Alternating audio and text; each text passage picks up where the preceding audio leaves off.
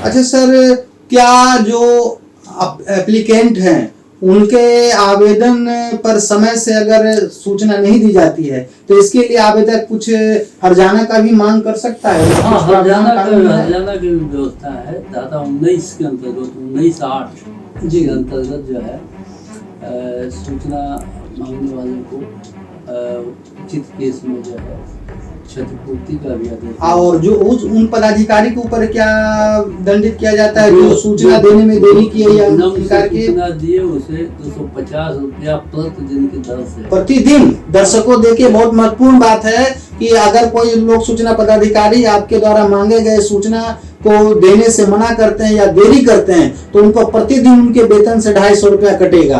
अधिकतम 25,000 और अधिकतम 25,000 रुपया तक का अर्थदंड दिया जा सकता है।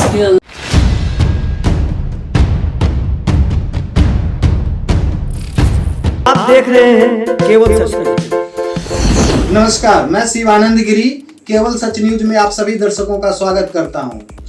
आज दर्शकों, मैं आज अपने कार्यक्रम खास मुलाकात खास शख्सियत के इस एडिशन में मैं भूतपूर्व सिवान के भूतपूर्व जिला एवं सत्र न्यायाधीश श्री ओम प्रकाश श्रीवास्तव सर के पास आया हूं और आज हम लोग सर से वार्तालाप करेंगे। और सर अभी पिछले कुछ वर्षों पहले राज्य सूचना आयोग के सूचना आयुक्त रहे हैं और एट प्रेजेंट टाइम ये बिहार जुडिशियल एकेडमी में जुडिशियल अफसर्स को ट्रेनिंग देते हैं। ये एक फाइटर भी हैं। फाइटर मैं इसलिए कह रहा हूँ कि ये दुनिया के सबसे घातक बीमारी जिसके नाम लेने से लोग डरते हैं, उस बीमारी, कैंसर रूपी उस बीमारी को हराकर फिर से ये अपने दैनिक क्रियाकलाप में अपने जीवन को व्यतीत कर रहे हैं। और ये अभी वर्तमान में एग्जीक्यूटिव अफसर्स और जुडिशियल अफसर्स को ट्रेनिंग भी देते हैं। तो मैं आज सूचना आरटीआई कानून के बारे में सर से कुछ जानकारी लूंगा। तो मैं बात करता हूं सर से। सर, स्वागत है हमारे न्यूज चैनल में। सर, ये बताया जाए सर कि राज्य सूचना आयोग जो बनी है संस्था, ये किस काम के लिए बनी है?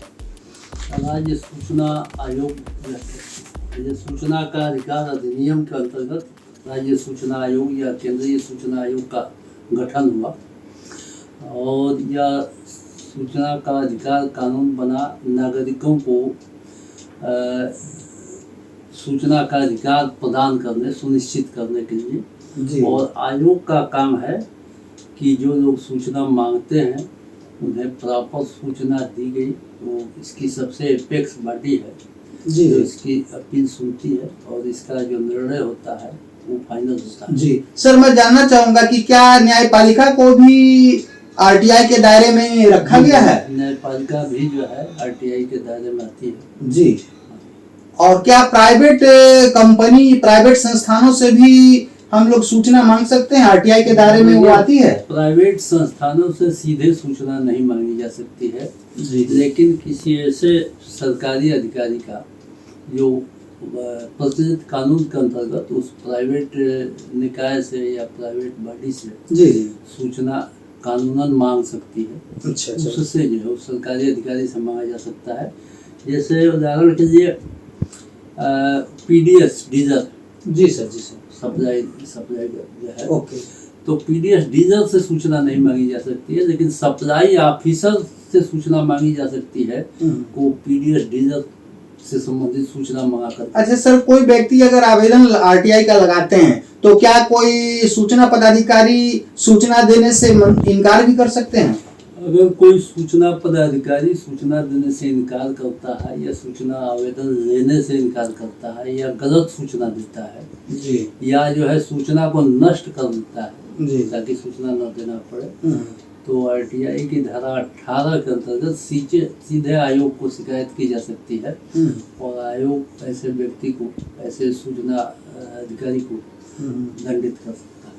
अच्छा सर, क्या जो एप्लीकेंट हैं उनके आवेदन पर समय से अगर सूचना नहीं दी जाती है तो इसके लिए आवेदक कुछ हर्जाना का भी मांग कर सकता है? हाँ, हर्जाना की व्यवस्था है। धारा 19 के अंतर्गत 19(8) के अंतर्गत जो है सूचना मांगने वाले को उचित केस में जो है क्षतिपूर्ति का भी आदेश दिया। और जो उन पदाधिकारी के ऊपर क्या दंडित किया जाता है जो सूचना देने में देरी की है या विलम्ब से इनकार किए? सूचना दिए उसे 250 रुपया प्रतिदिन की दर से। प्रतिदिन। दर्शकों देखिए, बहुत महत्वपूर्ण बात है कि अगर कोई लोक सूचना पदाधिकारी आपके द्वारा मांगे गए सूचना को देने से मना करते हैं या देरी करते हैं तो उनको प्रतिदिन उनके वेतन से 250 रुपया कटेगा।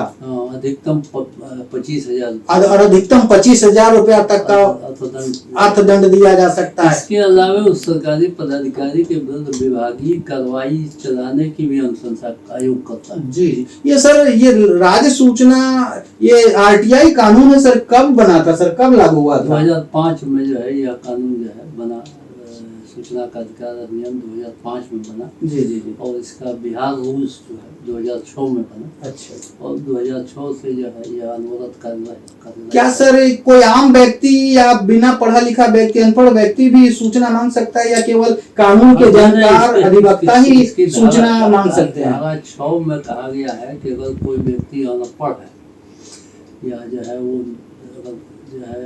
लिखने में असमर्थ है तो लोक सूचना पदाधिकारी का दायित्व है कि वह उसे सूचना लिख करके देने में मांगने में सहयोग करे। इसके अलावा बिहार सरकार ने एक जानकारी कॉल सेंटर का गठन किया है। जी।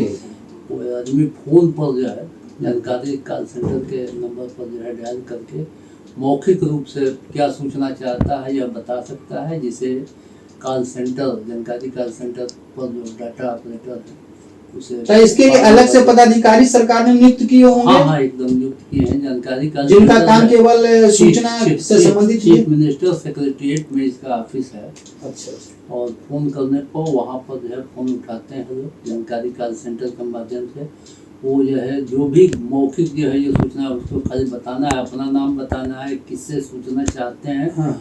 और जो है क्या सूचना चाहते हैं। अच्छा सर, आप तो राज्य सूचना आयोग के सूचना आयुक्त भी रहे हैं सर, आपने वहाँ सर्विस करते हुए, अपनी सेवा देते हुए क्या कमी महसूस किए या कुछ अच्छी बातें वहाँ क्या महसूस किए, हमारे दर्शकों को बताएं। सबसे बड़ी जो है कमी है अवेयरनेस का। जी, लोगों को जो है अभी भी जो है इस कानून के उपयोग का सही तरीका नहीं मालूम। और जो है जो कॉमन मैन है उसे जो है जैसे जानकारी कॉल सेंटर की जानकारी इसके विषय में जानकारी नहीं है, सूचना कैसे मांगी जाएगी ये जानकारी नहीं है, किस तरह से सूचना मांगी जाती है ये जानकारी नहीं, अवेयरनेस की कमी है। सही बात है। तो अगर मान लीजिए सर की सूचना नहीं मिला या तो उसके लिए कहीं कुछ हम अपील वगैरह में भी जा सकते हैं? अगर जो है 30 दिन के अंतर्गत सूचना पदाधिकारी सूचना नहीं देता है या गलत सूचना देता है जी, तो उसके वरीय पदाधिकारी के यहाँ प्रथम अपील फाइल हो सकता है 30 दिन के अंतर्गत जी। और प्रथम अपील जो है वो वहाँ फाइल होगा। प्रथम अपील उसका सीधा वरीय पदाधिकारी प्रथम अपील लिखेगा और सूचना दे जाने का प्रयास करेगा। वह भी जो है 30 दिन मैक्सिमम 45 दिन के अंतर्गत वह जो है निर्णय नहीं दे पाता है तो सीधे आयोग में द्वितीय अपील फाइल की जा सकती है 90 दिन तक। बहुत बढ़िया। तो देखिए दर्शकों, कितनी अच्छी जानकारी सर ने हम लोगों को दिया। और आरटीआई कानून 2005 में बना। और हाँ सर, ये जानना चाहेंगे, एक चीज बात छूट गई, ये सबसे पहले आरटीआई कानून दुनिया के किस देश में ये लागू हुआ, कब बना? क्या भारत में बना या कहीं और बना? सबसे पहले स्वीडन में लागू हुआ। स्वीडन में हुआ। स्वीडन में सबसे पहले जो है सूचना का अधिकार नागरिकों को दिया गया। जी जी। उसके बाद विभिन्न देशों में इससे संबंधित कानून बने और फिर जो है इंडिया में सर क्या बना, कब, किसके आदेश से बना, कुछ ऐसा? सुप्रीम कोर्ट ने अपने विभिन्न निर्णयों में यह जो है निर्धारित किया जी जी कि सूचना का अधिकार संविधान के अनुच्छेद 19(1) के अंतर्गत जो है यह भी नागरिकों का एक मौलिक अधिकार है और व्यक्ति के अधिकार में सूचना पाने का अधिकार भी। दर्शकों नोट कर लीजिए, अभिव्यक्ति के अधिकार में ये सूचना पाने का भी अधिकार शामिल है संविधान के अनुच्छेद 19 का सब क्लॉज 1 में जी। और विभिन्न निर्णय में राजनारायण बनाम स्टेट ऑफ यूपी या बहुत सारे निर्णय है और उन निर्णयों के आधार पर विभिन्न सिविल सोसाइटीज के डिमांड पर जो है जी ध्यान में रखते हुए अंततोगत्वा जो है सरकार ने जो है केंद्र सरकार ने 2005 में यह कानून पारित किया। जी सर, आज सर ने इतनी अच्छी जानकारी दी है और मैं अगले एडिशन में फिर किसी अन्य व्यक्ति, खास मुलाकात, खास शख्सियत के एडिशन में मैं उनका साक्षात्कार लूंगा। तो सर, आप अपना कीमती समय निकाले हमारे चैनल के लिए, हमारे दर्शकों के लिए। सर, एक चीज आप हमारे दर्शकों को कुछ मैसेज देना चाहें जो आपको देख रहे हैं, सुन रहे हैं, तो आपकी जो इच्छा हो आप मैसेज दे सकते हैं। सूचना का अधिकार एक बहुत ही सशक्त कानून है जो हमारे देश में भ्रष्टाचार से लड़ने का सबसे बड़ा कारगर हथियार है। सूचना का अधिकार भ्रष्टाचार को दूर करने के लिए सबसे कारगर हथियार है। इसका प्रयोग कीजिए और जहाँ कहीं भी भ्रष्टाचार है, सूचना का अधिकार में जो है, सूचना के अधिकार की जो परिभाषा है उसके अंतर्गत सरकारी कार्य का में किसी चीज़ का नमूना लेना भी सम्मिलित है। अगर मान लीजिए कहीं कोई रोड बन रहा है, कहीं कोई सरकारी काम हो रहा है, उसमें जो है पुल बन रहा है, उसमें मटेरियल खराब लग रहा है, बिल्कुल। तो सूचना का अधिकार का प्रयोग करते हुए नागरिकों को यह अधिकार है कि वहाँ पर जो मटेरियल यूज हो रहा है उसका अधिकृत नमूना ले, उसकी जांच करें।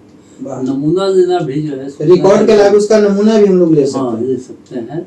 तो उसका कोई कॉस्ट देना पड़ता होगा सर? उसका कास्ट नहीं है कुछ, नमूना लेने का। जैसे हम लोग कोई डॉक्यूमेंट्स मांगते हैं तो 2 रुपया पेज, कहीं 5 रुपया पेज देना पड़ता है। 2 रुपया पर पेज है जी। सर्टिफाइड कॉपी का। नमूना लेने का जो खर्च होगा वो अपना मान लेंगे। अच्छा। लेकिन जो है एक्चुअल खर्च है।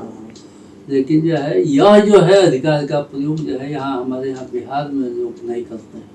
और जहाँ तक मुझे सुनने में आया सर, रिकॉर्ड भी जांच करने का इसमें अधिकार है, जाकर हम रिकॉर्ड भी जांच सकते हैं। 3 तरह के अधिकार हैं सूचना का अधिकार में। 3 तरह का अधिकार आता है। जी। पहला जो है सत्यापित प्रति देना, किसी भी सरकारी अभिलेख का सत्यापित प्रति देना। जी। किसी भी सरकारी अभिलेख का निरीक्षण करना। ओके। और किसी भी सरकारी कार्य का जो है नमूना लेना। ये तीनों चीजें। मान लीजिए कोई पीडीएस डीलर है, खराब अनाज बेच रहा है, उसका भी नमूना इसके अंतर्गत आपूर्ति पदाधिकारी को आवेदन देकर। कंट्रोल में तो सर 3rd क्लास का ही सुनने में आता है कि अनाज देता है, लेकिन कोई सूचना का अधिकार में आपूर्ति अधिकारी को कहा जाएगा कि हमारे साथ चल करके वहाँ से हमको अधिकृत नमूना दिया। इसका प्रयोग जो है शुरू में जो है सरकारी अधिकारी हो सकता है कि शुरू में जो सक्सेसफुल ना हो, लेकिन जैसे जैसे अवेयरनेस बढ़ेगा यह जो है भ्रष्टाचार से लड़ने का सबसे कारगर उपाय है। तो दर्शकों, इसी नोट पर मैं आज कार्यक्रम को यही समाप्त करता हूं। आप लोग याद कर लीजिए सर का एक महत्वपूर्ण ब्रह्म वाक्य, भ्रष्टाचार से लड़ने के लिए सूचना का अधिकार एक उत्तम अधिकार है, ये हथियार है। आप इसका उपयोग करें और भ्रष्टाचार आपके आसपास कहीं भी नजर आता हो तो आप इस हथियार का इस्तेमाल करके, हथियार मतलब आर्म्स नहीं, ये लिखने पढ़ने का अधिकार जो कानून आपको वैधानिक अधिकार दिए हैं, आरटीआई कानून जो 2005 का है, इसका उपयोग करें और भ्रष्टाचार को दूर करें। तो सर, इसी बात को मैं अपनी कार्यक्रम को समाप्त करता हूं। धन्यवाद सर, धन्यवाद।